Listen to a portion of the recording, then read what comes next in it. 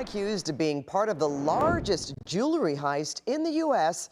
is no longer in custody after being deported by federal immigration authorities. CBS LA assignment editor Mike Rogers at the desk. Now, Mike, you've gone through court filings in this case, and you've learned federal prosecutors did not know their immigration counterparts were deporting this man? Yeah, and they weren't very happy about it, Pat, when they found out about it from the defense attorney. They didn't find out until this man was already deported to Ecuador after all of this went down. You remember this Brinks heist we told you about? This was that big one where $100 million worth of jewels was stolen from the back of a semi-truck as it left a Bay Area show and was coming back down here to Southern California. Now, there were 7 people that were arrested and charged in all of this, and one of them, while in custody, took his case to an immigration judge and asked to be voluntarily deported. His case ultimately went through the immigration court process, and while the judge denied him being voluntarily deported, did find reason to deport him from the United States and deported him to Ecuador. The man originally wanted to be deported to Chile, but the judge decided on Ecuador. It's unclear what the distinguishment was, but the federal government did want Ecuador instead.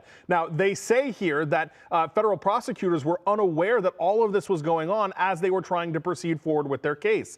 I went through a motion by the defense attorney to dismiss the case with prejudice, and in it, they said his client is no longer in the country. In a response to that motion, that's when the federal government said they didn't know he was going to be deported, didn't want him to be deported, and wanted to continue with their prosecution. The judge, however, agreed with the defense attorney in this case that the case should be dismissed with prejudice. So if for some reason he ever comes back to the United States, they can no longer charge him in this case because that judge dismissed it with prejudice. A weird situation here, Pat, of the left hand not knowing what the right hand was doing. This was a wild story. We had a lot of viewer comments for it, and we want to show you a new way you can reach out to us with some other story ideas or comments about stories. The new Text the Desk feature comes right to me here at the desk. The number 818-221-2222. You can send us story ideas, pictures, videos, breaking news, comments about stories just like this that are just so wild, Pat. But ultimately, this guy will not face charges for this alleged Brinks heist, which again, prosecutors called the largest in U.S. history. Wow, and one of the largest and wildest yeah.